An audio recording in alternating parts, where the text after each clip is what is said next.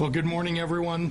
For the last 4 years, I've focused on balancing budgets and paying down debt so that we get our fiscal house in order. Even during a deadly global pandemic, we have continued our focus on fiscal responsibility while protecting the working families and the state's most vulnerable people. That's earned us credit upgrades and reduced the burden on taxpayers. Today, we're taking another step in that direction. First, let me start by thanking valued stakeholders in the business and labor communities, as well as the legislature, who are continuing to work with my administration as part of an agreed bill process to address the deficit in the unemployment trust fund created by the pandemic. I'm very proud to have one of those legislative leaders here with me today, Leader Marcus Evans, as we share some important news with you. We all know that with the COVID-19 pandemic came a disaster of a different kind. Within a matter of weeks, unemployment skyrocketed from coast to coast back in 2020, all across the United States. To make sure eligible individuals could get access to unemployment benefits, extraordinary measures were taken by state unemployment trust funds because nearly none, including Illinois' UI Trust Fund, were funded enough to cover that kind of an emergency. But today, Illinoisans are back to work, the driving force behind our growing economy, whose GDP is now larger than it was pre-pandemic. For 20 consecutive weeks, Illinois has had historically low unemployment claims, outperforming expectations. Our unemployment system is back on track, and the balance of the Unemployment Trust Fund continues to experience strong and steady growth. Thanks to Illinois' economic recovery, the Illinois Department of Employment Security has advised me that the UI Trust Fund balance is sufficient enough to pay down another $450 million of its pandemic-related debt. This payment will reduce the remaining balance of our loan by 25% and reduce interest costs by an estimated $10 million over the course of the next year.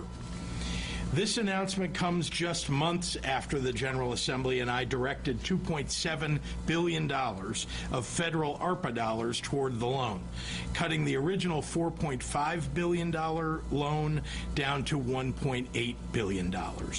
Today's action takes another major step toward eliminating pandemic-related UI debt, which we intended to complete by the end of this calendar year and will.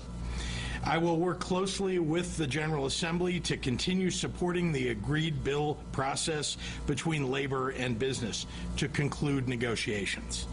Today's announcement is yet another indicator that Illinois' fiscal decision-making is focused on debt reduction and continuing to put the state on firm fiscal footing for our working families.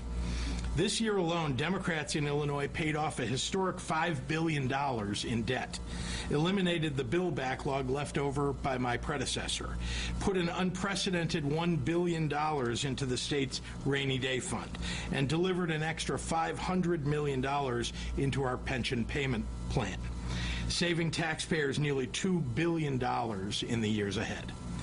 We're in the midst of our fourth balanced budget in a row, a budget that's allowed us to provide $1.8 billion in tax relief to working families, to improve our K-12 schools, to invest in public safety, to make college and vocational training more affordable, to support the creation of a record number of small businesses in Illinois, and to drive job growth in every corner of our state.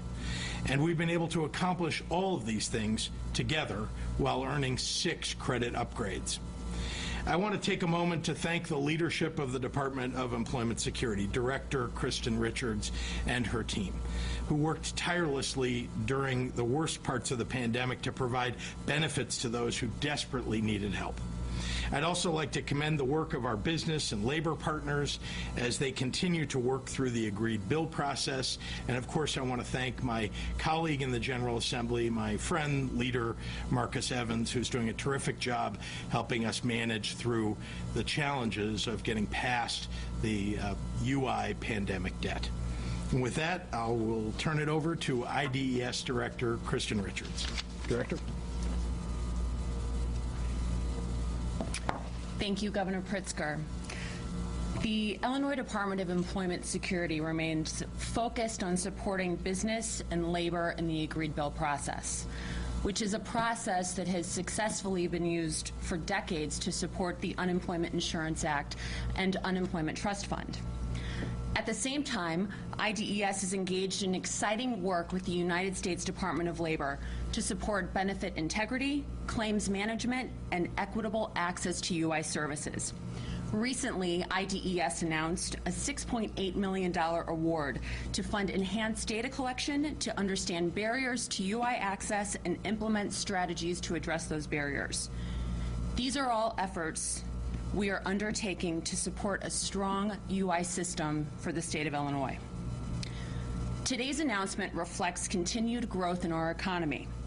Just last week, my office announced that statewide, payroll jobs are up compared to a year ago. We are seeing significant gains in the leisure and hospitality, professional and business services, trade, transportation, and utilities industries. We are also seeing over-the-year decreases in unemployment in 97 counties across the state. We continue to support individuals and businesses in partnership with the Department of Commerce and Economic Opportunity through workforce programming and one-stop delivery of workforce services that are available through our robust network of American Job Centers. I'd like to thank Governor Pritzker for his leadership throughout the pandemic, and thank you to the over 1,100 employees of the Department of Employment Security who continue to diligently serve the public every day. And with that, I'd like to turn it over to one of the legislative leaders in the agreed bill process, Assistant Majority Leader Marcus Evans. I want to start by thanking Governor Pritzker for his steadfast leadership, leading us out of the pandemic and leading us into a new prosperity, a new norm of prosperity in the state of Illinois. And the critical part of that prosperity is stability of the workforce. You know, I represent a working class community. When people are struggling, they need to know that there's going to be support as they transition from employment and unemployment. And that unemployment system is critical for the survival of the working class. So thank you, Governor Pritzker, for your leadership, pushing the legislature to do what we needed to do to stabilize our unemployment system. And we did that under the leadership of my House Speaker, Emmanuel Chris Welch, and our partnership was President Don Harmon and all the other legislative leaders got together and said, you know, we're going to take on the charge that Governor Pritzker set, and we're going to get this done. Of course, all of the staff, Director Richards, made it crystal clear that working class people in the state of Illinois will have support, will have that backstop of our UI system. And of course, the more we stabilize the finances of Illinois, the more we can help the working class and the poor. So take care of the business, which is what Governor Pritzker is doing, and we can help the people of the state of Illinois. So it's a great day. This needs to be shared. So I welcome Governor Pritzker to come back up for questions. Thank you, Leader. Thanks. Happy to take questions from members of the media. You said that the remaining debt has been reduced by 25%.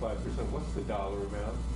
So it was at $1.812 billion. It's now down to 1.3, paid down by $450 million. And frankly, as the economy continues stabilized, we believe that we'll be able to reduce that even more. And the agreed bill process, working with the legislature, will be able to pay it off by year end. Okay, that was my other question. One of my other questions. Why does paying down, or how does paying down this debt make a difference to either the general public or, frankly, the businesses? I know there's been some concern among businesses. What difference does it make for everybody but the people in government? Well, just like so much of the rest of our efforts toward fiscal responsibility, paying down debt means that we're paying less interest. And so we're saving over the next year $10 million for taxpayers. And the more we pay down, obviously, the more we're saving for taxpayers. So I'm delighted that we're able to do that. You saw us do that with $5 billion of debt reduction over the course of this year. And we're continuing to look at every opportunity to pay down the short-term and long-term debts of the state. Thanks, Greg. Thank you very much, everyone. Great job. Thank you, leader.